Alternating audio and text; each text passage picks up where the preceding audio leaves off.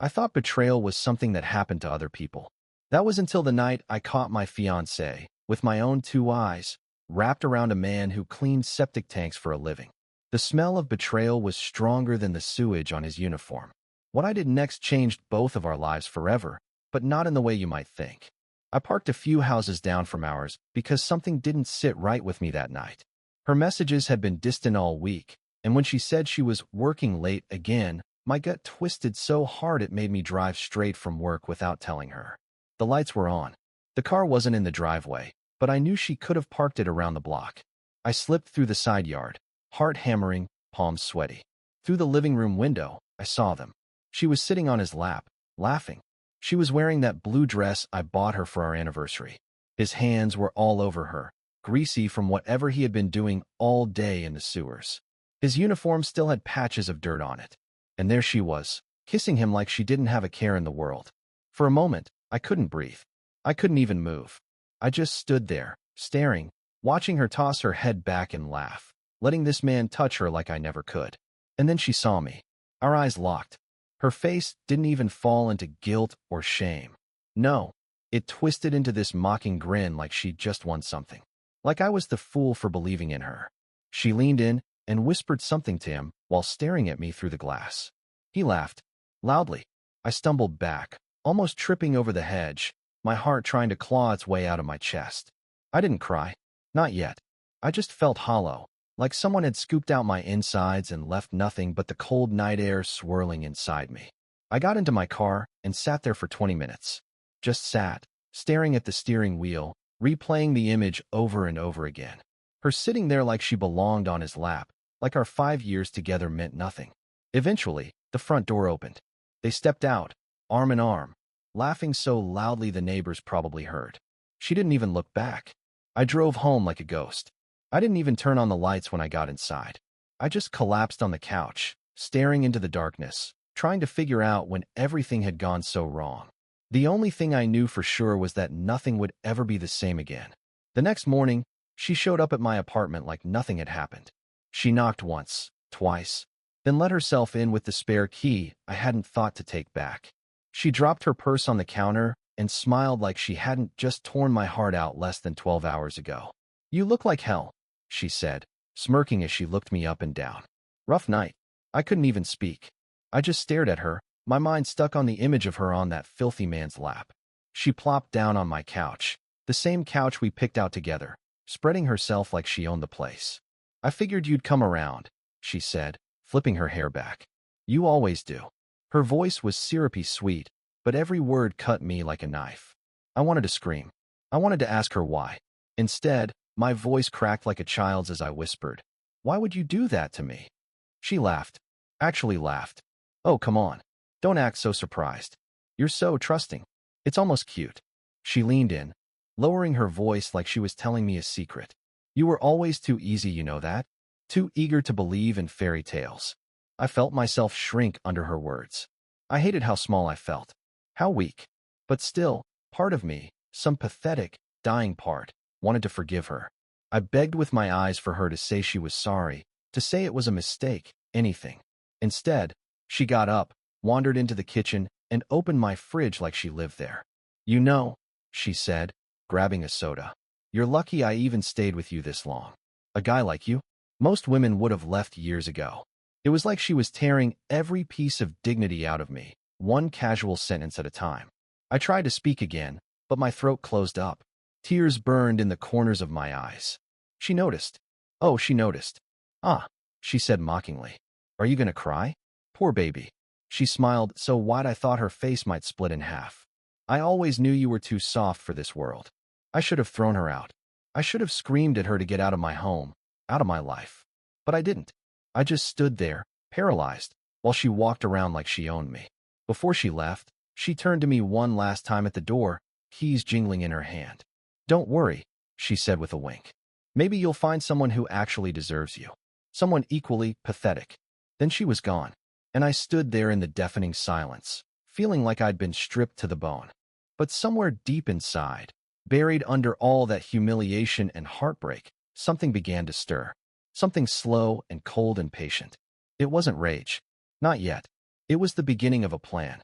I spent the next few days moving through life like a ghost. I went to work, answered emails, ate when I remembered.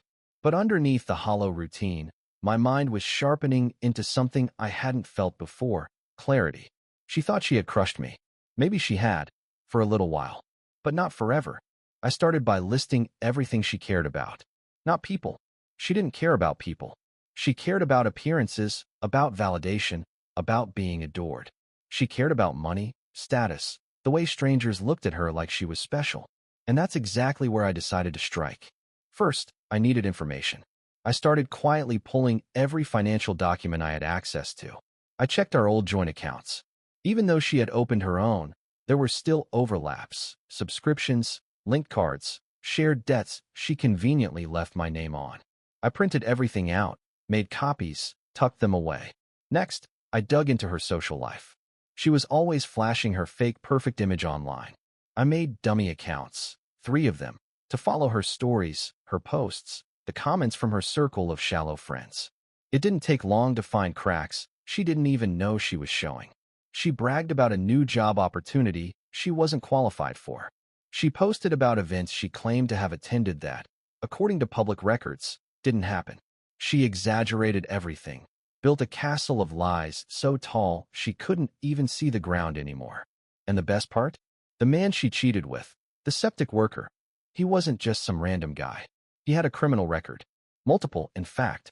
DUIs, public intoxication, even a recent domestic disturbance charge. She had latched herself to a ticking time bomb. I smiled for the first time in days when I found that. But it wasn't enough to expose her. No, it would be too quick, too easy.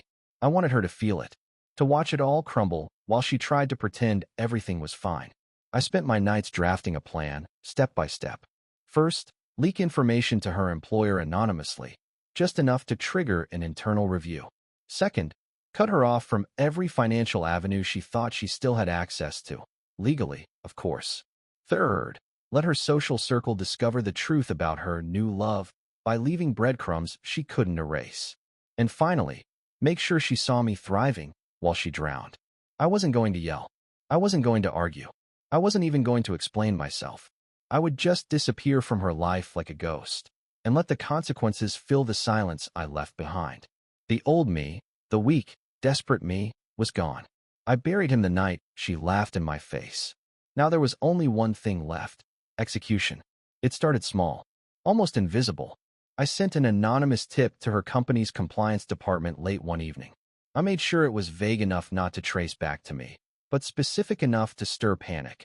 A concerned citizen warning that an employee, her, had falsified credentials on her recent promotion paperwork. I didn't even have to fabricate it. She had exaggerated her project experience on public social media posts. All I had to do was point them in the right direction. 2 days later, she posted some fake motivational quote about staying strong through storms. That's when I knew the investigation had started. The next hit was financial. While she was sleeping on her little illusion of control, I called every company that had a joint account or contract with both our names. I presented the paperwork, one after another, legally removing myself and freezing anything that could lead back to my credit. She wouldn't even know it until the bills started piling up with her name only on them. She loved living big, designer clothes, spa days, weekend getaways. But she was never good with money. Without me paying half, her little empire would start to crack by the end of the month. I didn't stop there. I created another anonymous account and joined a local community group where she was bragging about her new relationship. I posted a comment, harmless looking on the surface, but mentioning a man's name who matched her new boyfriend's record. It only took one curious person to Google him. 3 days later, I heard from a mutual friend, purely by accident, of course, that people were talking, that they were whispering, that maybe she wasn't the catch she thought she was after all. Meanwhile, I stayed silent, calm, focused. Then, one morning, it happened. I was grabbing coffee when I saw her storm into my office building. She had no idea I still had friends there even though I had switched jobs. She screamed at the receptionist, demanding to speak to someone in HR, claiming there were lies being spread about her. I wasn't there. I made sure of it. She left 30 minutes later, humiliated, her hair a mess, sunglasses crooked on her face, talking furiously into her phone. Probably to her boyfriend. Or maybe to the few friends she still had left. I watched from across the street, sipping my coffee, savoring the moment. I was winning. For once, she was the one chasing.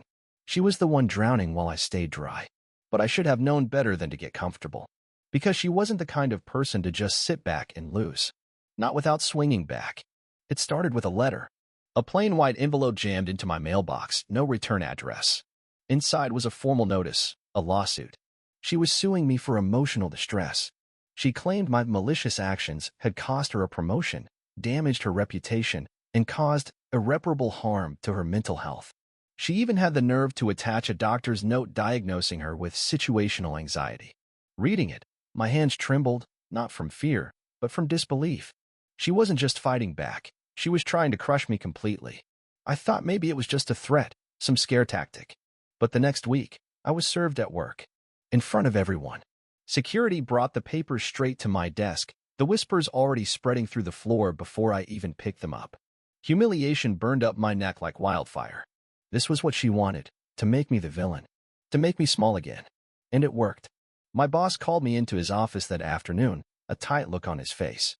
"We support you personally," he said carefully, "but this is a lot of attention for the firm. Maybe take some unpaid leave until things settle down." I packed up my things in silence. I didn't even know if I'd have a job when I came back. When I got home, it got worse. Somehow, she had spun the narrative in our old social circles too. Mutual friends were messaging me, some kind, most not. "I heard what you did," one text read. "How could you?" Another, "You're sick." She deserves better. She was painting herself as the victim. A poor, heartbroken woman bullied by a spiteful, bitter ex. And people were buying it. I tried to explain to a few people, but it was like shouting into a hurricane. She had struck first, louder, faster. She had the sympathy, the tears, the perfect Instagram post showing her healing journey with captions about rising stronger after betrayal. Meanwhile, I was stuck in the shadows, bleeding out. The worst part? She filed for an emergency restraining order too, claiming she was afraid for her safety. I hadn't even spoken to her since the night she laughed in my face. But none of that mattered in court. The judge granted a temporary order while the full hearing was scheduled. I wasn't allowed within 500 feet of her. If I slipped up even once, she could have me arrested. I went from feeling powerful to feeling trapped in just a matter of days. For the first time since this war started, I doubted myself. Maybe I wasn't cut out for this. Maybe I should just walk away, cut my losses, and start over somewhere else. But then I remembered the way she smiled when she saw me through that window. The way she laughed at my pain. The way she called me pathetic. No, this wasn't over. It was just getting started. I spent the next week doing nothing but studying every document she had filed against me. Every word, every claim, every lie. I wasn't strong enough to fight her head-on, not yet. But if there was one thing I was good at, it was finding cracks. And her case was full of them. First, the emotional distress lawsuit. She claimed she'd lost her job because of me. But through quiet calls and a few emails from old contacts, I found out the truth. She hadn't been fired. She had been placed on probation for lying about her qualifications. The investigation started from an internal audit, not from an outside tip. My tip hadn't even been opened yet. I had proof. Second, the restraining order. She said I harassed her. But I had GPS logs, receipts, timestamp security footage, all showing that during the dates she claimed I followed her, I was on the other side of town, at work, or in public places with dozens of witnesses. I collected everything, organized it, dated it, lined it up so tight that even a half-asleep judge would see it didn't add up. Then, I found the fatal blow. She had publicly posted photos with her septic tank boyfriend, hugging, kissing, vacationing, while still legally living with me on the lease she had never bothered to remove herself from. In our state, that counted as grounds for constructive abandonment in civil disputes. Meaning, she had broken the lease contract. And because of that, I could sue her for half the unpaid rent, utilities, and damages. Legally, publicly, financially.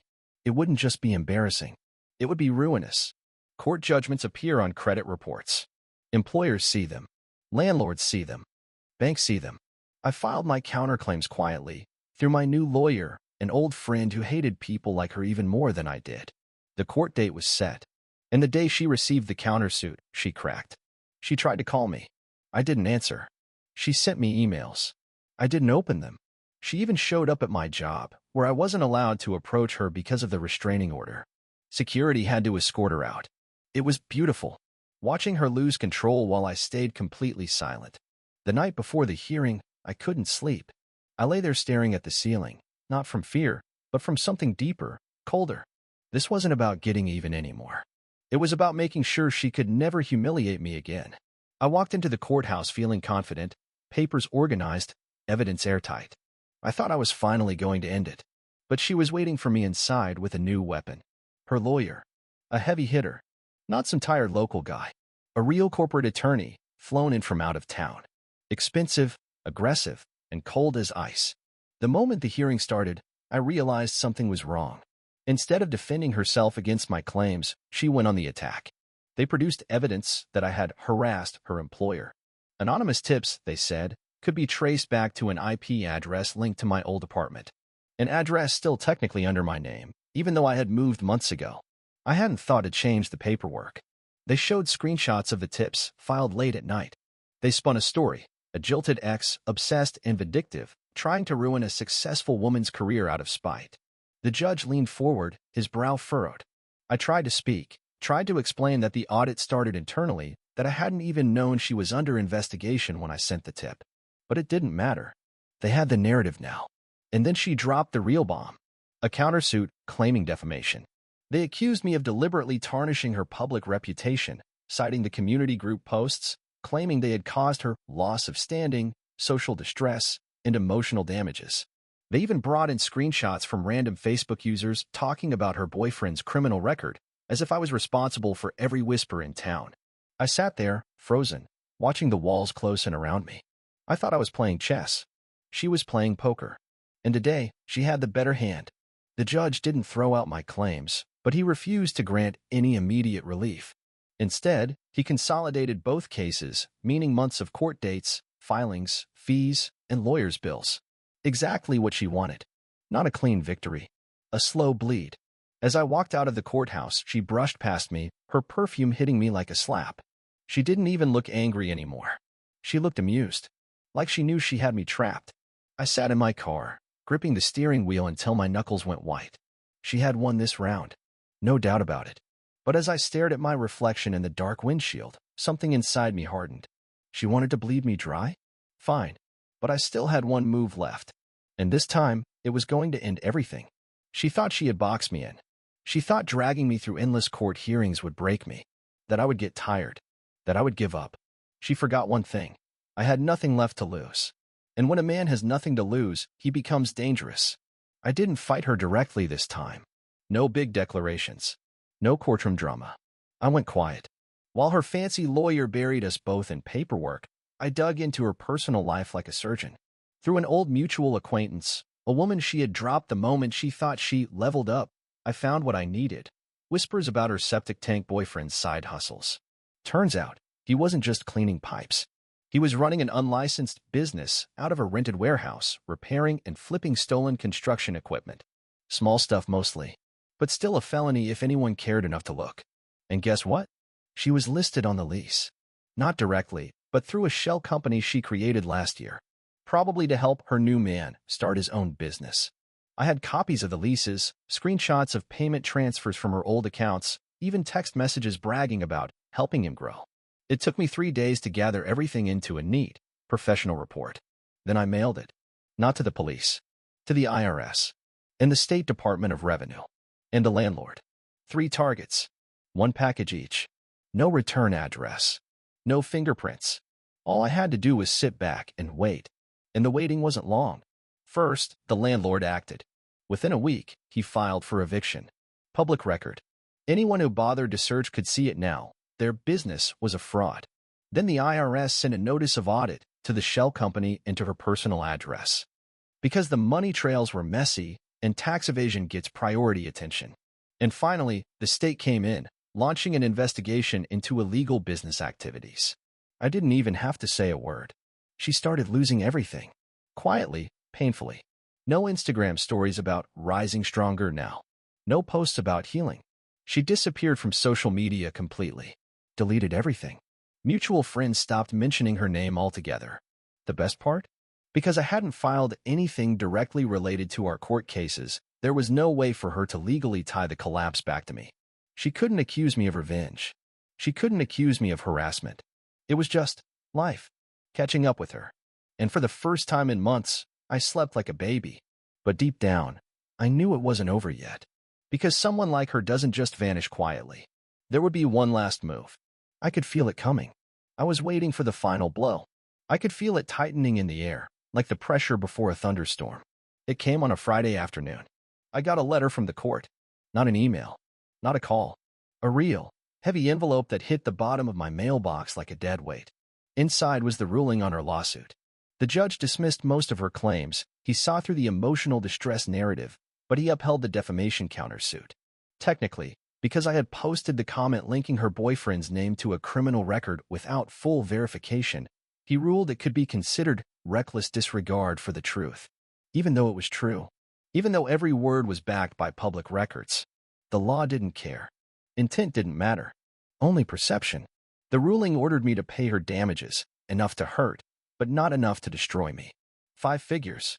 5 brutal, suffocating figures I couldn't afford without gutting my savings. And just like that, she had one. Not just legally, emotionally, financially. After everything she had done, after cheating, lying, laughing in my face, she still got to paint herself as the victim. She still got to walk away with a piece of my life clutched in her perfectly manicured hands. The bitterness stuck in my throat like a stone. That night, sitting alone in my apartment, I almost gave in to the defeat. Almost packed it all away and told myself it was over. But then almost by accident, I found it. I was going through some old files on my laptop, cleaning things up before selling it for extra cash, when I found a folder buried under layers of forgotten backups. It wasn't labeled. It wasn't organized. It was a collection of screenshots, videos, texts, things I had saved back when I still hoped to fix things with her. Conversations she had with her septic tank boyfriend. Plans they had made. Jokes they shared at my expense. Mocking my trust. Mocking my faithfulness. And then, something else. A digital paper trail showing that she hadn't just lied to me. She had committed serious fraud. During our engagement, she had opened a credit line in my name, without telling me. Small amounts at first, but over time, it added up. She had forged my electronic signature. And now, with a fresh court judgment on my record, my credit score was tanking partly because of those hidden debts. Fraud. Identity theft. Real crimes. Punishable by real consequences.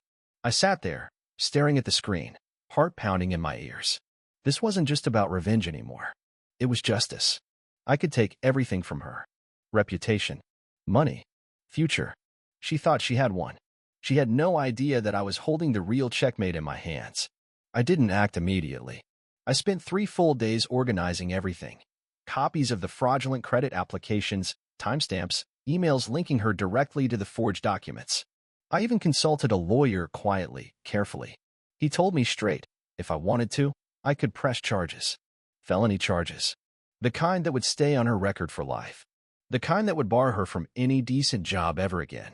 And if I filed civil suits alongside the criminal ones, I could bury her in legal fees until she had nothing left. No money. No reputation. No future. I didn't feel angry. I didn't feel excited. I just felt cold. Tired. Like I was walking through the final steps of something that had already been decided a long time ago. I drafted the letters. Prepared the evidence packages. Addressed the envelopes to the state attorney's office, to the police department, to the civil court. All I had to do was drop them in the mailbox. The night before I planned to send everything, I slept better than I had in months. And then, at 8:43 a.m., my doorbell rang. I opened the door, and there she was. She looked nothing like the woman I had once loved. Her hair was messy. Her face pale. No makeup. No smug grin. She didn't say anything at first. Just stood there, trembling. Then she dropped to her knees. Right there on my doorstep. Tears poured down her face. Her voice cracked as she tried to speak. "Please," she sobbed. "Please don't do this. I know what you found. I know I messed up. I was stupid. I was selfish. But please, I'm begging you. Don't destroy my life." She clutched at the hem of my jeans, her body shaking. I didn't say anything. I just watched her. Part of me wanted to pull away. To leave her there sobbing, humiliated, the way she once left me standing outside that window like a fool. But another part of me, some old, battered part that still remembered who I used to be hesitated. Was it really worth it? Would ruining her make me whole again? Or would it just chain me to her forever? The answer came quietly inside my own head. I reached into my jacket pocket and pulled out the envelopes. She gasped when she saw them, shrinking back like they were weapons. Slowly, deliberately, I tore them in half. Then again, and again, until nothing was left but scraps fluttering to the ground between us.